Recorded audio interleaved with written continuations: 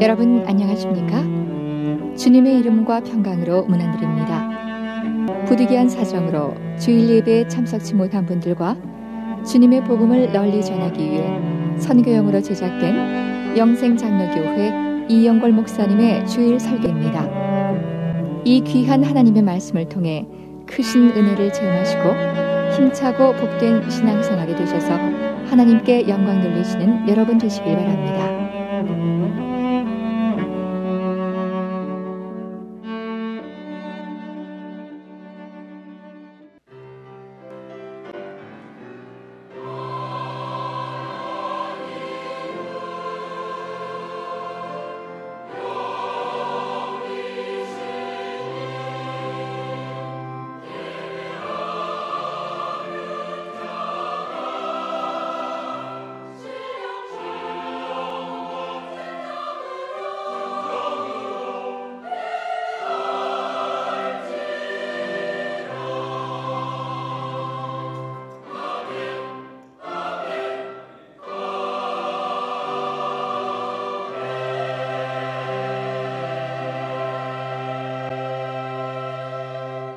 여호와께 감사하라.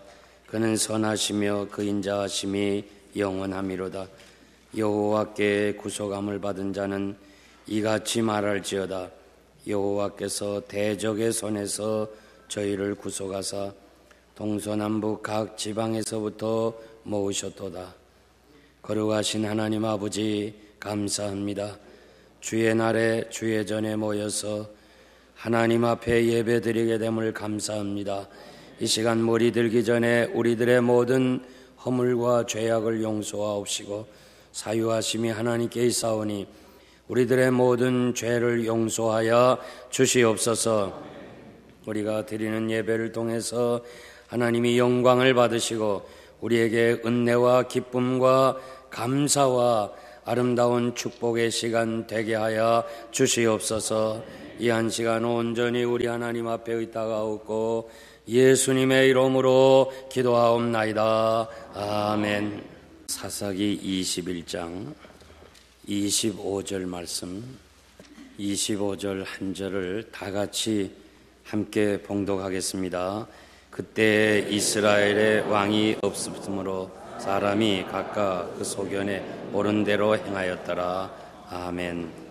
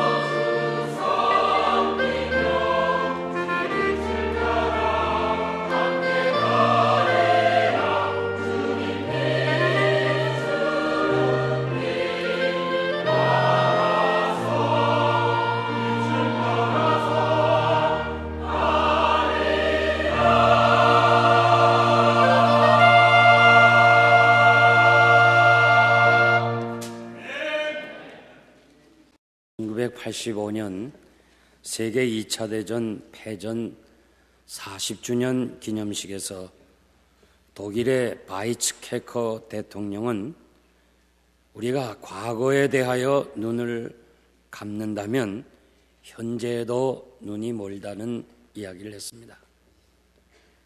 우리가 너무 과거를 생각하고 과거에만 매여 있으면 안 됩니다.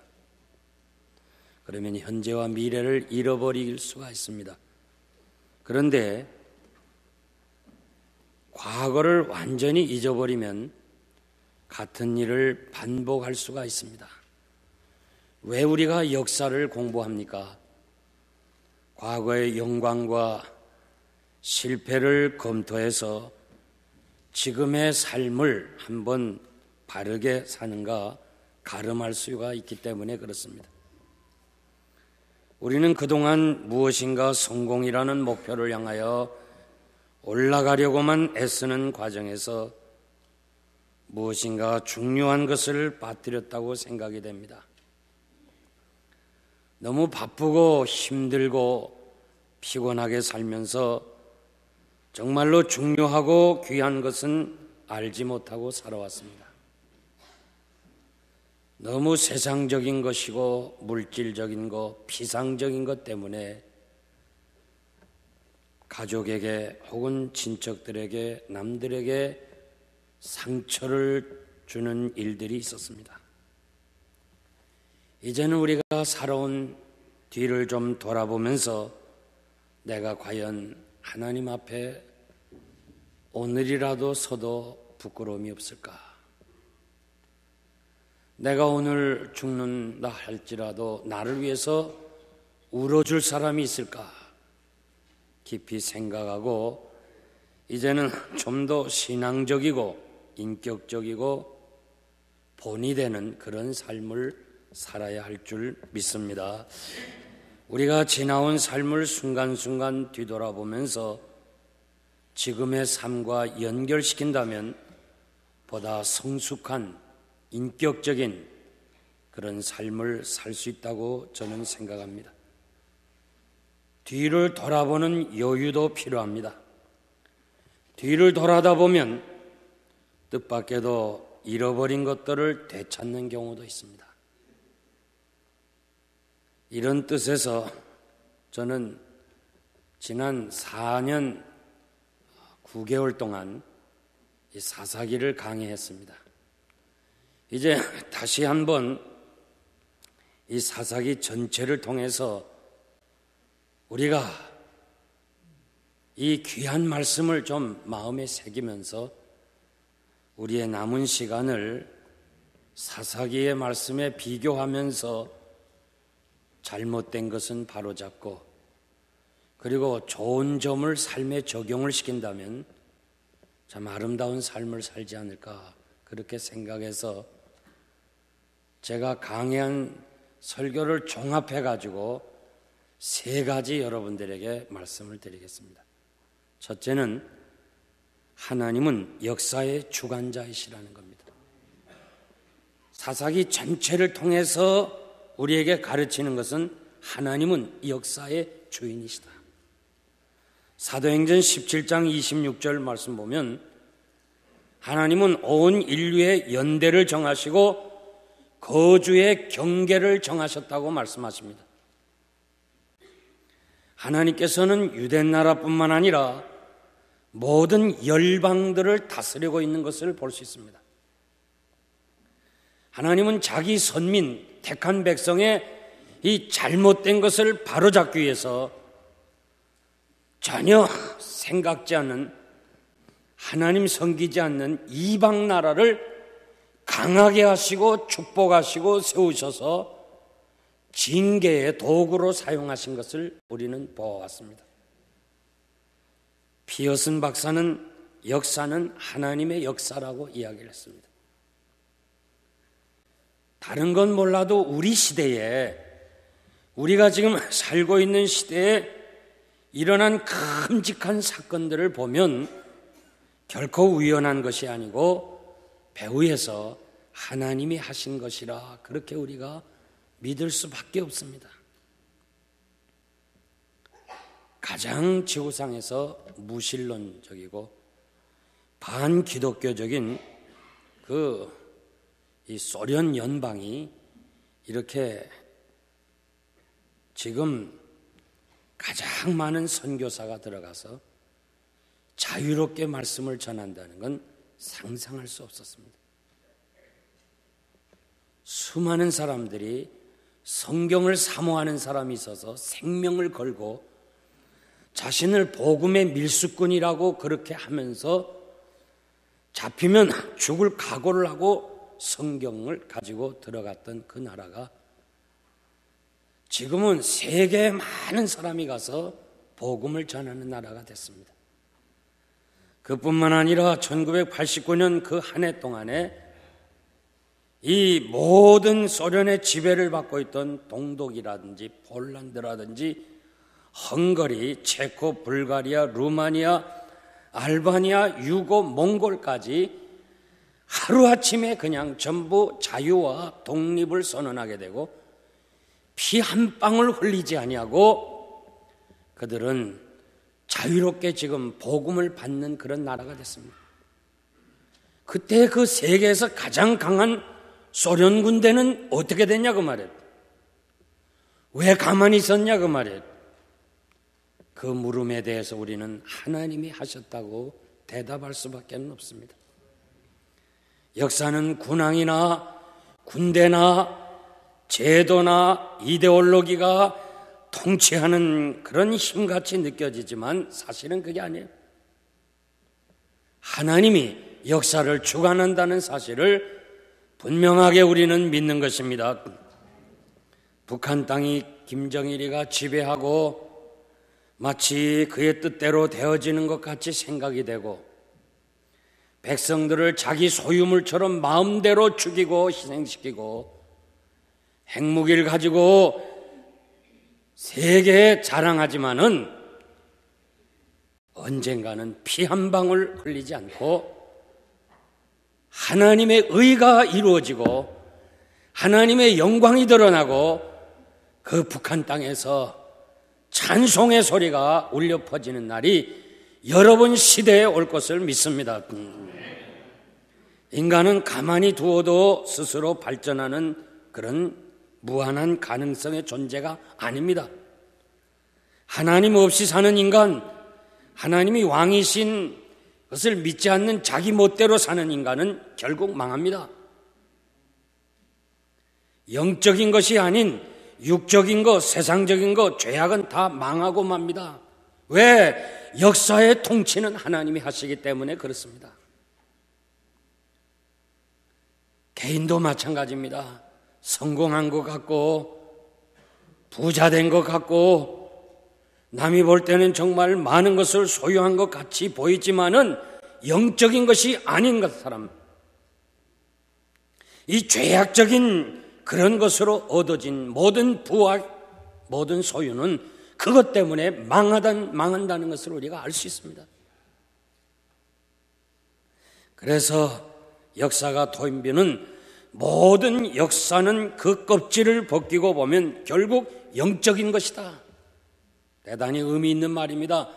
모든 역사의 흥망성쇠를 한번 싹 벗겨보니까 그 숨겨진 역사를 다 지나고 나서 한번 벗겨보니까 영적인 것이라 그 말이에요. 왜? 하나님이 주관하시기 때문에. 세상 나라가 흥하는 것 같고 하나님을 대적하는 나라가 부하는 것 같지만은 결국은 마지막은 패망이었다는 거예요. 로마서 1장 20절 보니까 창세로부터 그의 보이지 아니한 것들, 그의 영원하신 능력과 신성이 이 만드신 만물 안에 가득 있다고 그랬어요. 하나님이 없다고 핑계치 못할지니라. 이 만물이 다 하나님이 살아계신다는 사실을 증거하니까 하나님이 없다고 핑계 못한대도요. 하나님 앞에서. 우리가 지금 보지 못하고 느끼지 못하지만 지구는 지금 스스로 돌고 있잖아요. 자전하잖아요. 24시간에 한 번씩 돌아가요. 그 속에 지금 우리가 앉아있는데 여러분 어지럽지 않습니까? 이게 막 돌아가는데도 한 사람도 어지럽다고 그런 사람 없어요. 흔들리는 거 느껴요? 우리가 지금 낮에는 이렇게 있지만 밤에는 뒤집어 있어야 되는데, 이렇게 거꾸로 서 있어야 되는데 뭐 힘들지 않습니까? 아무도 힘들지 않군요. 하여간 힘들지 않아요. 지금 전 가만 보면 이상해요. 이 바다가 육지보다 넓거든요. 그 바닷물이 이렇게 도는데, 뒤집어서 도는데 우리 땅 속에 들어오지 않는 거 참 이상해요. 여러분 이상하지 않은가 본데요. 하여간 이렇게 돌아가는데도 아무런 느낌이 없다면, 그것이 사실이라면 누군가가 이것을 주장하는 사람이 있지 않겠어요? 우리는 자연의 세계를 좀 더 관심을 가지고 깊이 생각하고 연구해 보면 하나님이 없다거나 일하지 않는다고 말할 수 없습니다. 그래서 정말 자연에 깊이 들어간 무신론자들이 손들고 하나님이 살아계신다고 그렇게 고백하는 일들을 우리가 보잖아요. 히브리서 11장 6절 말씀 보면 하나님께 나온 사람들은, 예배하러 나온 사람들은 하나님이 살아계신 것과 또 하나님 앞에 예배 드리는 사람을 상 주시는 것을 믿어야 된다고 그랬습니다. 오늘 여러분들이 이 자리에 나와서 다른 건 몰라도 하나님이 살아계신 이 자리에 나왔다는 것은 분명히 믿고 예배를 드려야 돼요. 에레미야 33장 2절에서 3절 보니까 일을 행하는 여호와, 일을 성취하는 여호와, 이름을 여호와라고 하는 자가 이같이 이르노라. 너는 내게 부르짖으라. 내가 내게 응답하겠고 내가 알지 못하는 크고 비밀한 일을 보여줄 것이라. 유다왕 시드기야 시대에 범죄로 인해서 하나님이 바벨론, 신성국가인 바벨론을 들어서 유다를 치려고 하는 그 어려운 순간에 선지자 에레미야는 백성들에게 당신들이 회개하지 않으면 망합니다. 회개하고 하나님께로 돌아와야 합니다. 이렇게 외치니까 듣기 싫거든요. 듣기 싫어요. 당신 잘못했습니다. 하나님 앞에 바로 서야 됩니다. 얘기하면 듣기 싫어요. 사람들이 듣기 싫어요. 그러니까 오늘 목사님들이 잘한 거 분명히 못한 건데 잘했다 그러잖아요. 그러니까 오늘 신앙이 이렇게 나태해지는 거예요. 우리 선배 목사님들은 잘못한 건 그 자리에서 그냥 잘못했다고 그래서 소수지만 바르게 신앙생활 했어요. 회개하라니까 듣기 싫잖아요. 그래서 에레미야를 감옥에 집어넣었어요. 이제 이 선지자는 속수무책입니다. 어떻게 할 수가 없어요.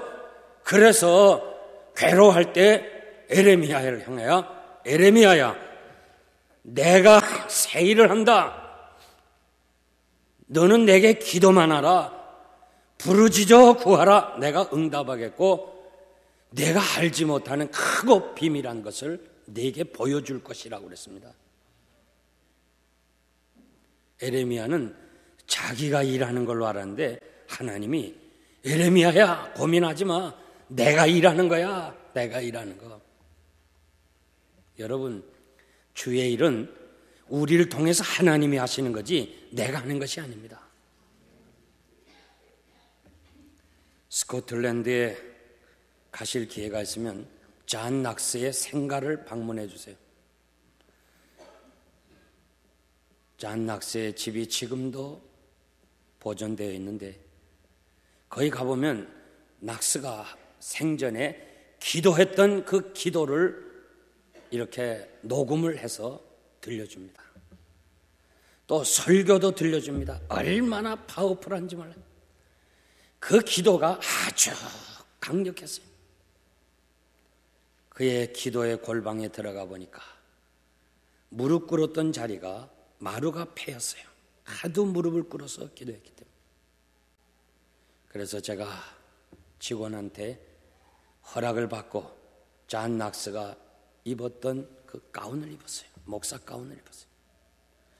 그리고 제 무릎을 파인 그 마룻바닥 거기다 대고서 기도했습니다. 하나님, 낙스에게 주셨던 이 은혜 영적인 능력을 나에게도 달라고 기도했습니다. 얼마나 힘이 나는지 몰라요. 당시 영국 여왕 메리가 가톨릭 신자로서 개신교 지도자들과 성도들 많이 죽이고 화형시켰습니다.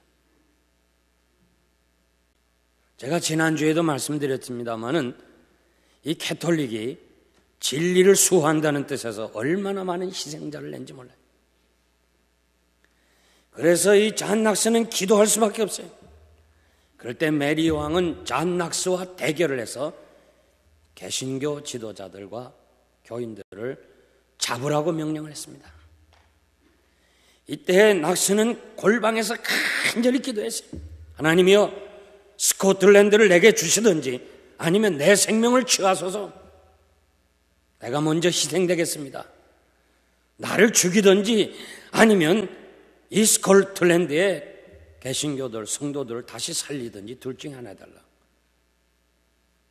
그 간절히 부르짖는 그날 밤 메리 여왕에게 갑자기 그냥 죽음이 임합니다. 그래서 이 메리 여왕은 죽으면서 뭐라고 이야기를 했는가 하니, 한 사람 잔 낙스의 기도가 100만 대군보다 강하다고 그랬어요. 유명한 얘기예요. 잔 낙스 한 사람이 하나님 앞에 울부짖어 기도하는 것은 영국 군 100만 대군보다 강하다고 그랬어요. 그리고 죽었어요. 왜요? 하나님이 역사를 통치하고 계시기 때문에 그렇습니다. 여러분, 하나님이 살아계신 것을 분명히 믿으시기 바랍니다. 그리고 하나님을 여러분의 왕으로 섬기시길 바랍니다. 사사기 1장 1절은 여호수아가 죽은 후에 이렇게 시작하면서 사사기가 시작돼요. 사사기는 마지막 마무리하면서 왕이 없었더라, 백성들이 자기 소견에 옳은 대로 행하였더라, 그리고 사사기를 맞추는 거예요. 무슨 말이에요? 인간은 죽지만은, 여호수아는 죽지만은 하나님은 살아계셔서 역사하신다는 것과, 사사 이 시대가 비록 암흑의 시대지만은 하나님께서는 그 시대의 보좌에 계시면서 그의 뜻을 이루어 갔다고 우리들에게 교훈하는 말씀이에요. 이 사악한 세상에 살면서 정말 사방이 막히고 마치 감옥에 있는 심정이 된다 해도 절망하지 말고 비관하지 말고, 하나님이 역사의 주인이시고 다스리시고 하나님이 통치하신다는 것을 여러분들이 분명하게 믿으시기를 바랍니다. 두 번째는 죄악의 악순환입니다. 사사기에 나타난 이스라엘 역사는 백성들의 타락과 하나님께 대한 배반, 그로 인하여 하나님의 징계와 이스라엘의 고통, 백성들의 각성과 회개, 그리고 용서와 구원, 그리고 다시 타락하는 이런 반복의 역사입니다. 성경에서 가장 어두운 이야기들이 기록되어 있습니다. 타락한 자들에게 한두 번이 아니고 계속 이렇게 반복하는데, 하나님이 그냥 때리시고 멸하시고 없애면 되는데 그렇지 않고 다시 회개하면 용서해 주시고 또다시 기회를 주신 이유가 뭐냐? 하나예요. 하나님은 이스라엘과 언약을 맺었기 때문에 그래요. 하나님은 신실하시기 때문에 민수기 23장 19절 말씀 보면 하나님은 인생이 아니시기 때문에 시건치 않으시고 인자가 아니시기 때문에 후회가 없으시도다. 어찌 그 말씀하신 바를 행치 않으시며 하신 말씀을 실행치 않으시랴. 이스라엘 백성과 언약을 맺었기 때문에 하나님께서는 끝까지 용서하시는 걸 볼 수 있어요. 우리는 이 사건을 생각하면서 꼭 기억해야 될 것은, 중생함 받은 우리들은, 거듭난 우리들은, 하나님의 자녀가 된 여러분들은 죄를 무서워해야 된다고 말해요. 왜냐하면 죄를 지면 하나님이 때려서라도 바로 잡는다고 말해요. 여러분, 매를 맞고 고칠래요? 안 맞고 행복하게 살아갈래요? 어디 자녀, 여러분 매 맞고 고칠래요? 안 맞고 고칠래요? 안 맞고 고쳐야 돼. 우리는 이제 다른 길이 없어요. 다른 길이 없어요. 사사기에 보면 다른 방법이 없대도요. 하나님께서 언약을 맺으셨기 때문에 때려서라도 바른 길 가게 하시는 거예요.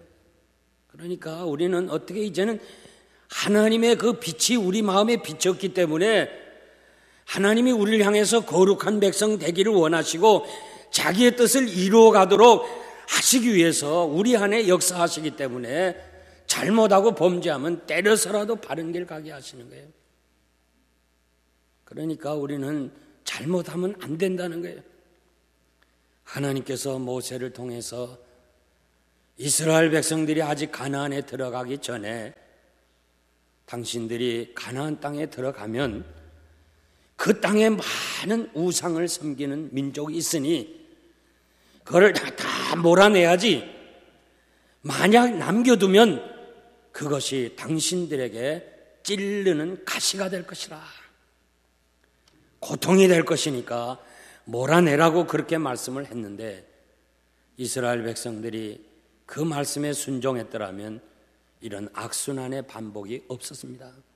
그런데 말씀대로 불순종했기 때문에 계속해서 그 죄악에 빠지게 되고 매를 맞고 회개하고 그리고 평화를 누리다가 또 그 사실을 보니까 또 우상을 보니까 세상 사람들의 쾌락을 보니까 또 빠지게 되고 또 매 맞고 그것이 바로 사사기의 그 내용입니다.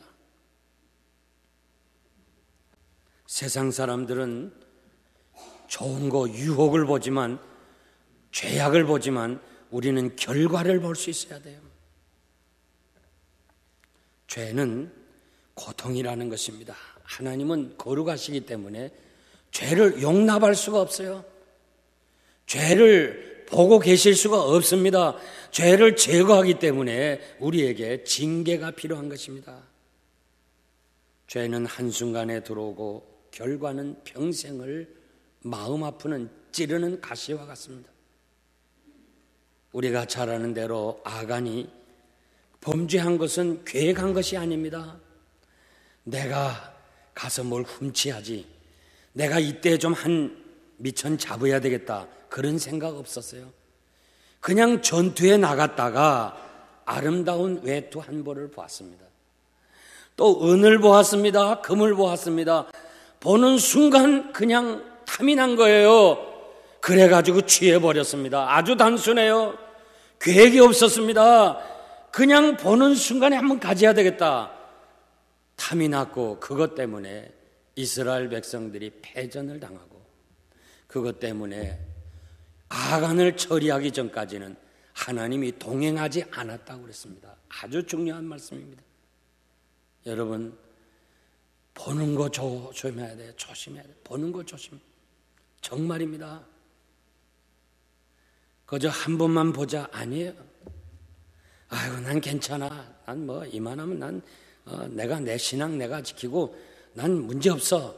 아닙니다. 아닙니다. 다윗 보세요. 다윗이 얼마나 하나님의 은혜를 받은 사람이에요. 그는 성군입니다. 하나님의 사람입니다. 그런데 딱 한 번 봤어요. 딱 한 번. 그것도 두 번이 아니고 한 번 봤어요. 결국 간음죄와 살인죄를 범하게 되고 그것 때문에 자식이 죽고 그것 때문에 자기 사랑하는 자식들이 서로 싸우는 일이 있었고 자식이 아버지를 죽이겠다고 혁명을 일으키고 그래서 자식과 싸울 수가 없어가지고 그냥 피난 갈 때 시무회 같은 아무것도 아닌 것이 막 돌을 던지면서 재를 뿌리면서 이 비루한 사람아 욕을 먹게 되고 그리고 대낮에 자기 처를 아들이 거느리는 욕보이는 이런 것을 봤습니다. 한 번 이 실수로 인해서 평생 다윗에게는 찌르는 가시가 됐어요. 한번 시편들 봐요. 얼마나 마음이 괴로웠으면 여름 가물에 마르는 풀같이 됐다고 그 심정을 그렇게 얘기했어요.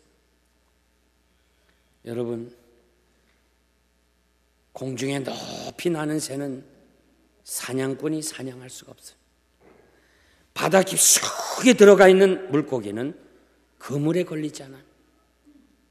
이 악한 세상에서 저 높은 곳을 향하여 더 높이 더 그 세계를 바라보면서 위의 것을 사모하면서 사는 사람, 은혜의 깊은 바다에서 헤엄치는 사람 절대 시험에 들잖아요. 사사기의 이 말씀을 생각하면서 죄악은 모양이라도 버리고 죄를 무서워함으로 인해서 하나님이 지금 여러분들에게 주신 축복을 계속해서 누릴 수 있는 여러분 되시기를 바랍니다. 마지막으로 하나님은 합당한 지도자를 세워서 일하신 것을 우리가 볼 수 있습니다. 사사기에 그 쭉 보니까 특징 중에 하나가 그때마다 하나님은 자기 사람을 세워가지고 그로 하여금 자신의 일을 하도록 하셨습니다. 기드온은 연약한 사람이고 삼손은 인격적으로 모자라는 사람입니다.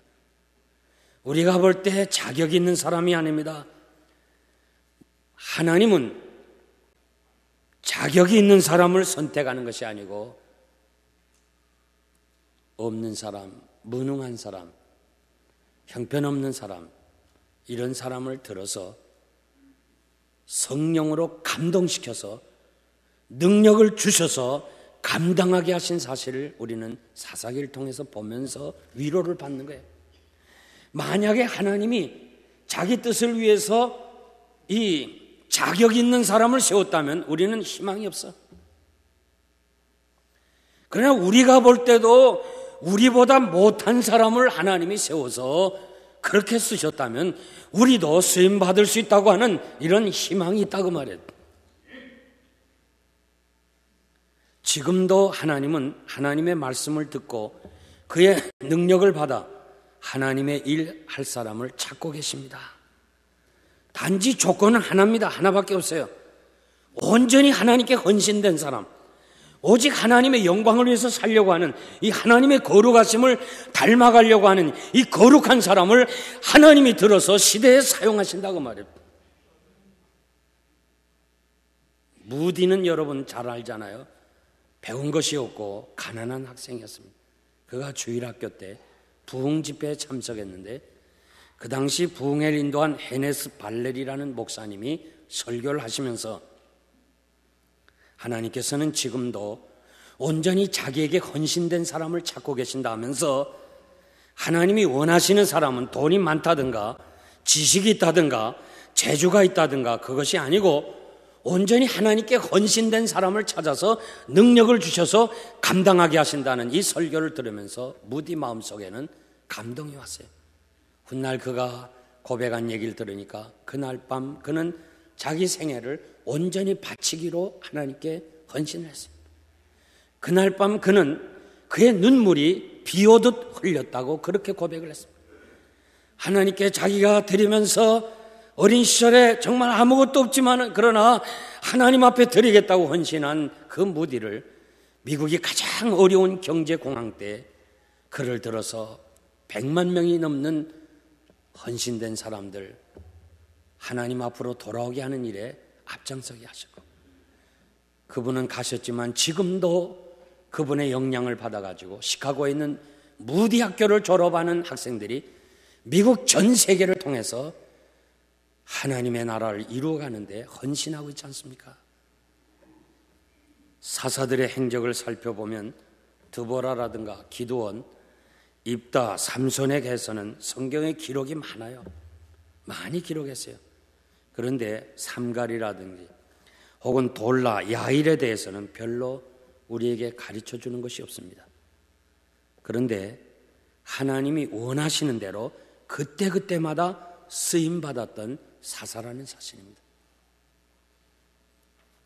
하나님은 왕이 없는 그 시대에 하나님께서 그때마다 지도자를 세워서 하나님이 왕이시다는 사실을 전해주었던 것을 우리가 알 수 있습니다.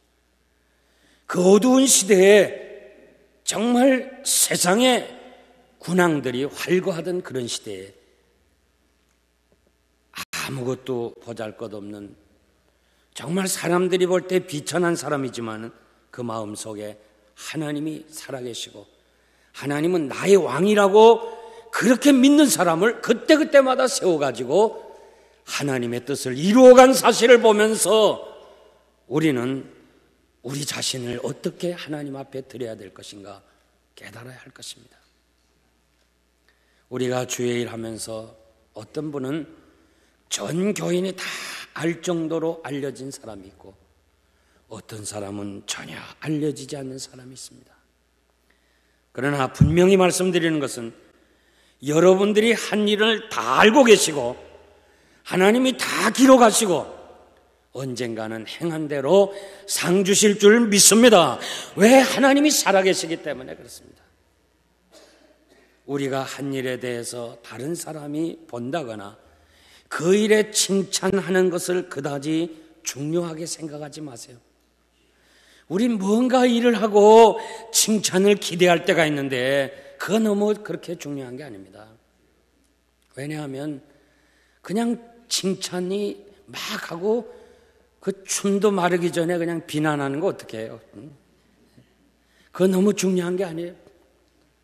문제는 우리가 주님을 섬기고 교회를 섬기고 성도를 섬기려고 애쓰는 것, 어떻게 하든지 내가 좀 더 섬기고 봉사하겠다고 하는 그 애쓰는 것을 하나님이 귀하게 보신대도요, 칭찬이나 사람의 인정을 기대하지 말고 일하는 데만 신경 쓰고 내가 일할 수 있도록 하나님이 은혜 주셨고 건강 주셨으니 감사합니다 하고 그 일하는 것에 만족하면서 살아봐요. 하나님이 여러분들의 필요한 거 모든 거 채워주실 줄 믿습니다. 우리가 주의 일하면서 때로는 이렇게 생각해요. 나만 하고 다른 사람은 하지 않는다. 여러분, 판단할 필요가 없어요. 사사시대에 여러 다른 지방에서 이 다른 사람들이 제각기 다른 장소에서 일하고 섬겼습니다. 하나님이 그렇게 하셨습니다. 그러므로 때가 이르기 전 곧 주께서 오시기까지 아무도 판단하지 말라. 그가 어두움에 감추인 것들을 드러내고 마음의 뜻을 나타내리니 그때 각 사람에게 하나님께로부터 칭찬이 있으리라. 언제인지 모르지만 주님이 영광스럽게 다시 오시는 그날, 우리 모두가 지금 우리는 누가 많이 하고 누가 적게 했는지 그거 잘 몰라요.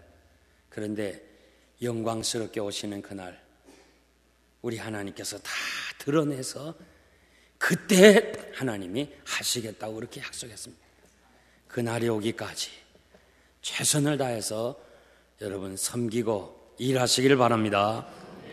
매우 훌륭한 랍비 한 사람이 있었는데 모든 사람들에게 존경받는 사람이었고 열심히 공부하는 사람이었고 그리고 얼마나 그 마음이 깨끗하든지 심지어는 개미 한 마리라도 죽이지 않기 위해서 피해가면서 이렇게 걸어갔던 그런 랍비입니다.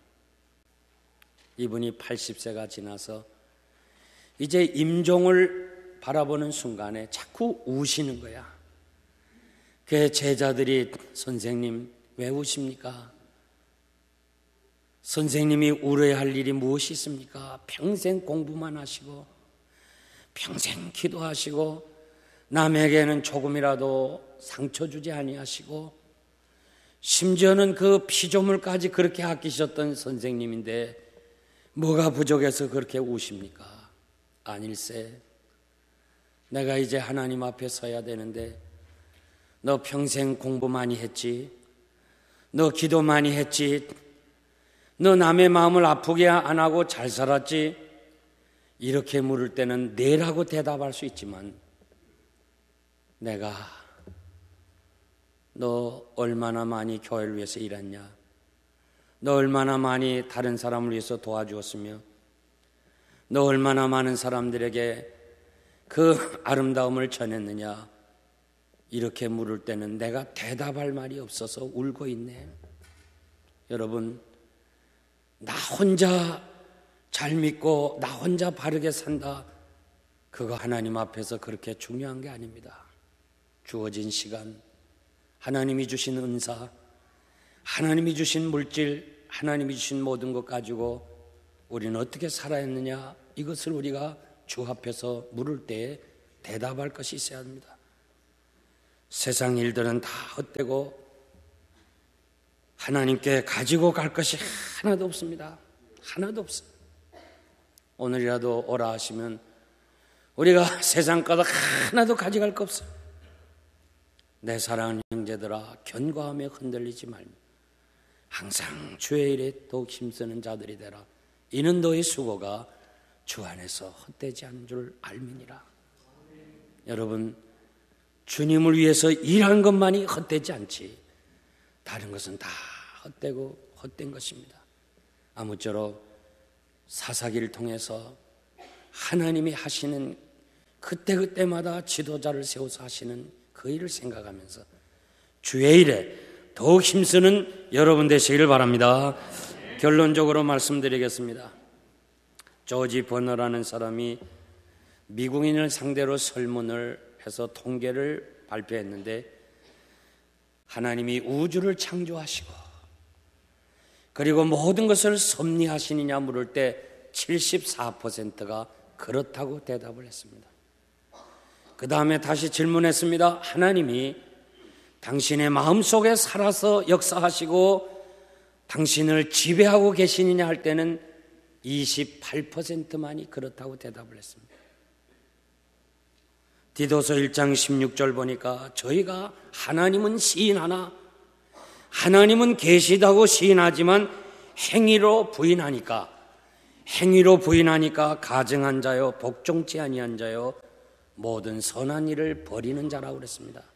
여러분, 하나님을 단순히 알아서는 안 됩니다.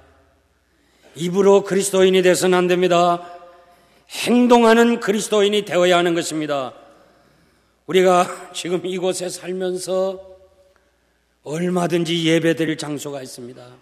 예배당 많습니다.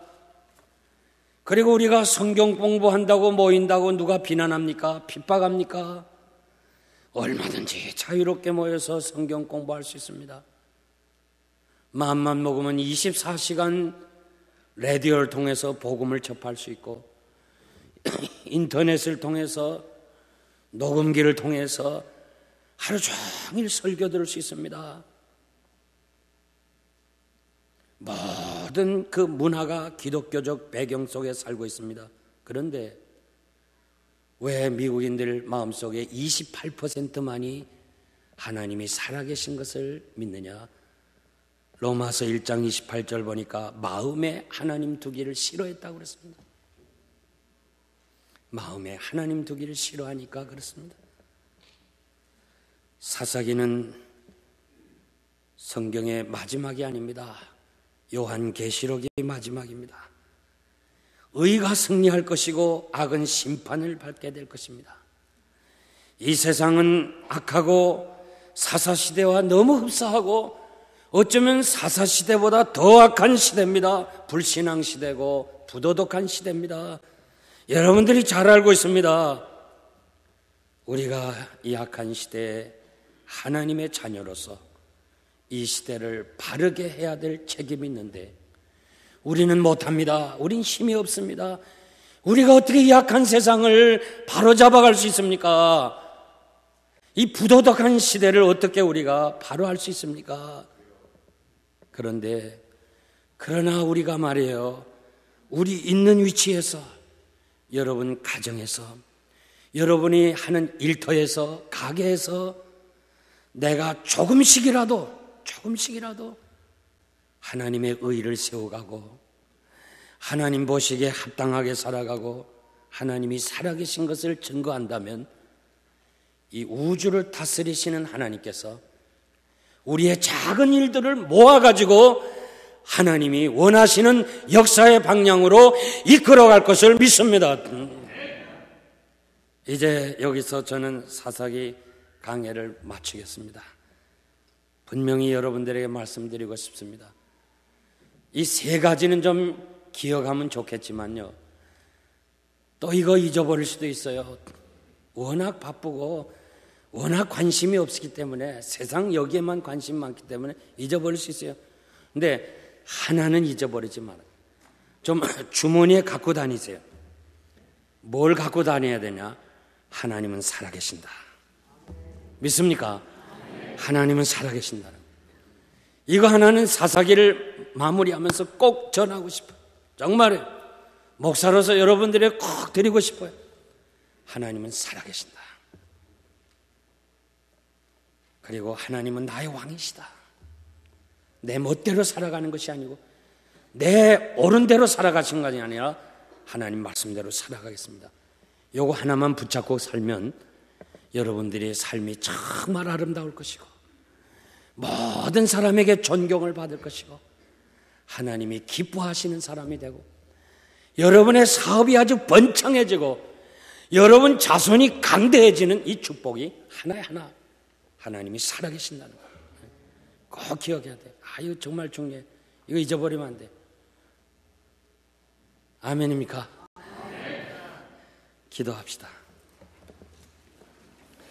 하나님 아버지 감사합니다. 하나님의 은혜 가운데 4년 9개월 만에 사사기 강해 설교를 다 마치면서 아버지 간절히 종이 비옵는 것은 오늘 이 사사기 전체를 통해서 하나님이 일하고 계신다는 것, 하나님이 살아서 역사의 주관자가 된다는 사실 마음에 깊이 간직하게 하시고 죄는 하나님이 반드시 벌하신다는 거 기억하고 죄를 두려워하고 무서워할 수 있는 성도들이 되게 하시고 내가 부족하지만 하나님의 의와 그 나라를 위해서 내 가정에서 내가 삶에 사는 일터에서 가게에서 하나님의 의를 이루어가는 작은 일이지만은 신실하게 하나님의 거룩성을 닮아갈 수 있는 하나님 앞에 쓰임받는 사람들이 되기를 소원합니다. 아버지 하나님 종이 간절히 비옵는 것은 오늘 이 시대가 왕이 없는 시대입니다. 자기 원하는 대로 멋대로 살아가고 있습니다. 아버지 사랑하는 성도들 마음속에 하나님이 살아계시고 그분이 나의 왕이시고 내 멋대로 사는 것이 아니고 하나님의 말씀대로 살겠습니다. 뜨거운 헌신과 결심이 마음에 깊이 새겨져서 주님 다시 오시는 그날까지 하나님은 나의 왕이십니다. 이렇게 삶으로 아름답게 주어진 생애를 사는 성도들 되게 하여 주시옵소서. 예수님의 이름으로 감사하며 기도하옵나이다. 아멘. 지금은 우리 주님 예수 그리스도의 무한하신 은혜와 하나님 아버지의 극진하신 사랑하심과 성령님의 감화 감동 역사하심, 이 어두운 시대에 하나님이 살아계시고 하나님이 역사의 주인이시고 하나님이 원하시는 거룩한 하나님의 사람이 되기를 소원합니다. 부족하지만 하나님의 나라를 위해서 쓰임받기를 소원하는 사랑하는 성도들 머리 위에 지금으로부터 영원토록 함께 있을지어다. 아멘.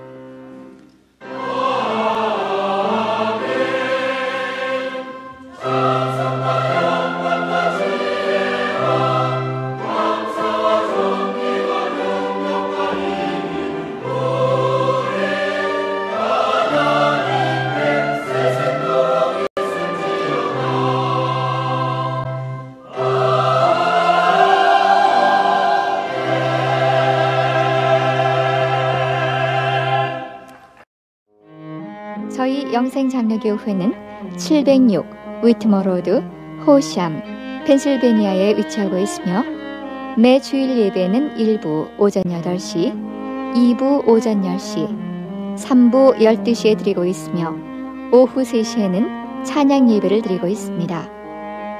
그리고 우리 2세들을 위한 영어 예배를 오전 9시에 드리고 있습니다. 성경 말씀을 통한 거룩한 신앙인격으로서의 변화를 위해서 주일은 물론 수요 예배를 오후 8시에 드리고 있으며 금요 기도회는 오후 8시에 모이고 있습니다. 저희 영생장로교회에 대한 자세한 문의사항은 전화 215-542-0288 지역번호 215-542국에 288번입니다. 그럼 하나님의 큰 축복과 은혜가 여러분의 삶에 항상 동행하시길 기원합니다. 안녕히 계십시오.